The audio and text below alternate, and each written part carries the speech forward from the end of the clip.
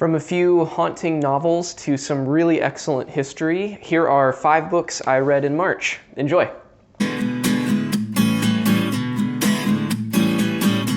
Welcome to Books and Big Ideas, what I'm reading, what I'm thinking about, with Joel Wentz.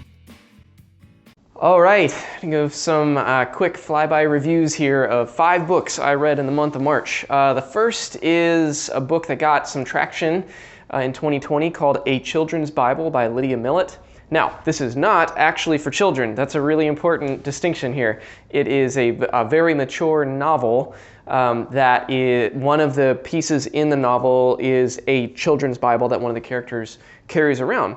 But it's actually a pretty haunting and unsettling story about a group of kids who go on a summer vacation with their parents, and lots of things happen. Things get a little spiral into kind of some dark places, but there is a really, really fascinating and interesting use of biblical imagery that's threaded throughout the story, and it's not shoehorned or forced, in my opinion. I think it's really excellently threaded through in a very subtle way, but it's a pretty unsettling story. So it's very short, very easy to read, but also pretty gripping. So if that's your speed, you might like A Children's Bible by Lydia Millet.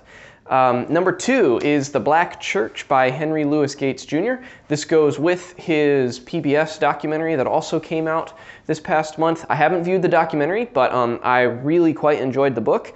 It's a big history it traces the Black Church from the slavery era to today, so it's a big scope, but it's actually very short and very readable. It's a great single volume history specifically of the Black Church.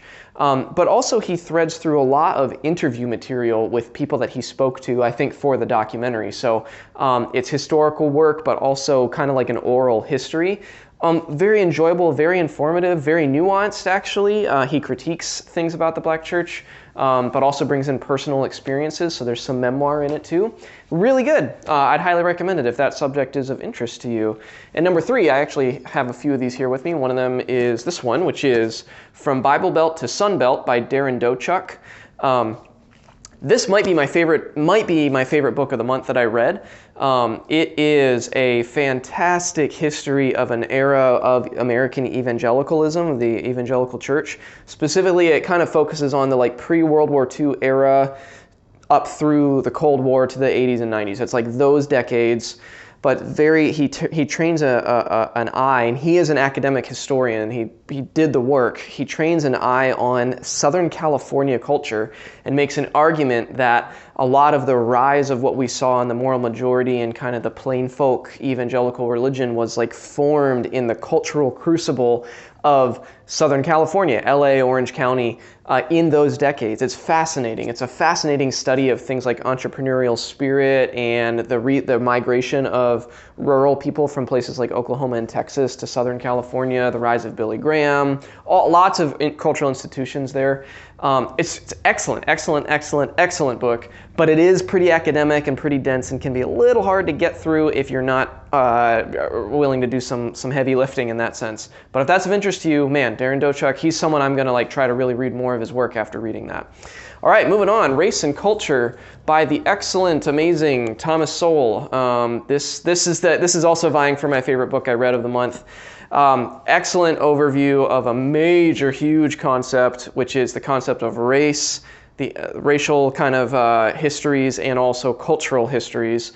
It's a huge study, but it's really pretty short and super readable, which is what Thomas Sowell is amazing at.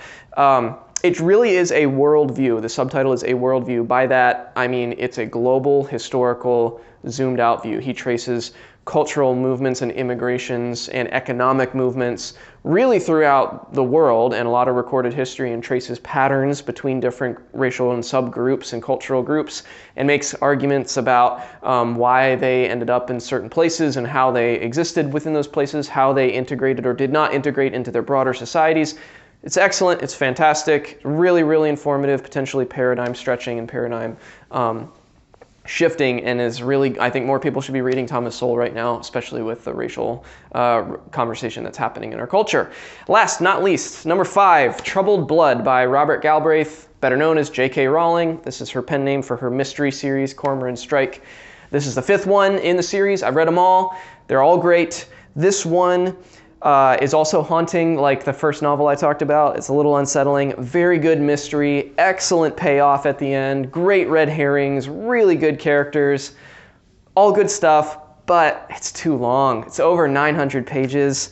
Just too bloated, needs an editor, needed to be tightened up. It would have been my favorite of the series if it was honestly about 300 pages less, maybe even 400 pages. It just needed to get hacked down, which frankly, that's a concern I have with some of her other books in the Harry Potter series too, but that's a tangent.